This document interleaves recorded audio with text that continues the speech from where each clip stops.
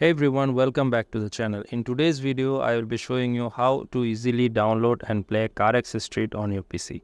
Let's get right into it. First, open up your web browser and head to the Google.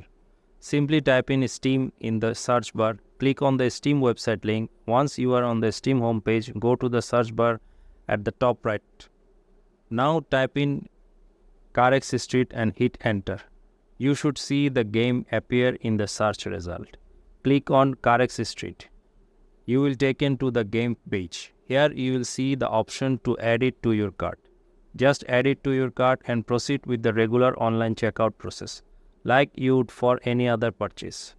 Once you have purchased the game, Steam will prompt you to install it. Simply click install and it will start downloading to your PC.